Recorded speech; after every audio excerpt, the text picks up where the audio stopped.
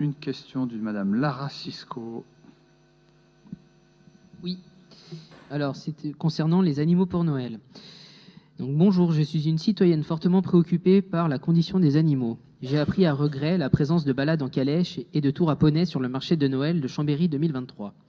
Par nature, ces activités sont contraires au bien-être animal. Les chevaux sont attachés 5 heures consécutives et contraints à effectuer le même tour dans la ville. Quant aux poneys, ils tournent en rond à côté du stand de vin chaud pendant des heures et sont soumis aux sollicitations verbales ou au contact physique incessant de la part du public.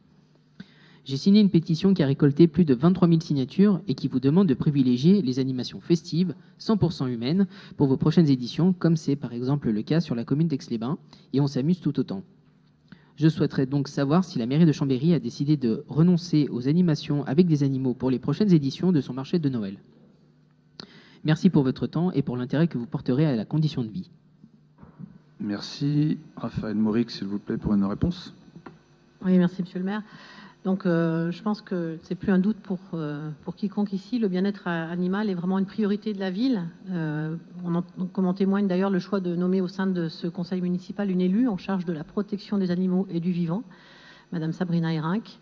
Par ailleurs, la multiplication des actions en faveur des animaux mises en place par la municipalité ont permis à la ville de passer de la 40e place à la 18e place sur le classement fait par l'association L24 des villes qui œuvrent pour les animaux. La politique d'animation de la ville pour la période de Noël, en lien avec la stratégie Action Cœur de Ville, a pour objectif de proposer des animations ouvertes, en particulier aux familles, et qui favorisent l'attractivité du centre-ville. Lors des festivités de Noël 2023, deux animations portées par la ville ont impliqué la présence d'animaux.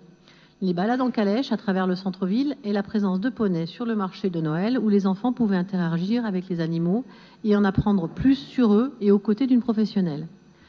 Les deux prestataires de ces animations, GP Prestations au désert pour les balades en calèche et les écuries du fort à la mode Servolex pour les poneys, bénéficiaient d'attestations de bien-être animal, certificat d'évaluation du bien-être équidé établi par le docteur Vincent Hurstel, inscrit à l'Ordre des vétérinaires Rhône-Alpes pour les chevaux GP Prestations, et l'appel mention bien-être animal attribué par la Fédération française d'équitation pour les écuries du fort. Plusieurs habitants ont fait part à la ville de leur désapprobation quant à la présence d'animaux sur le marché de Noël. D'autres ont par contre indiqué au contraire qu'ils avaient apprécié cette activité permettant à des enfants, souvent citadins, de développer un lien avec l'animal.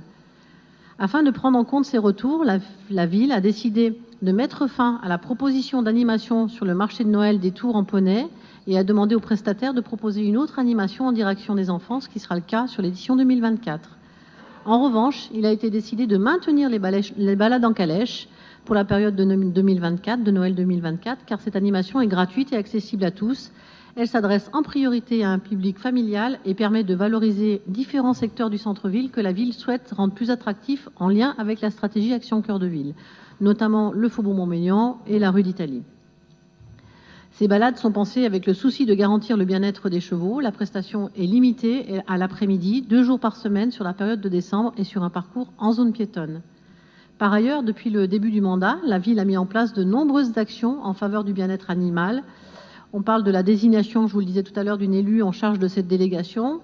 On parle également de 20 000 € versés à l'association Les Chats Libres de Chambéry pour stériliser et identifier les chats errants sur la commune. Une augmentation de la subvention annuelle versée à la SPA qui est passée de 23 500 à 27 000 €. Une subvention de 3 000 € au Centre de la sauvegarde de la faune sauvage de Le Tétard Libre. 5 000 € alloués à la France Nature Environnement. 2 000 € à la Ligue pour la protection des oiseaux. La formation des agents de la police municipale sur la sensibilisation à la maltraitance animale. La mise en place d'une campagne de sensibilisation à la protection de la faune sauvage.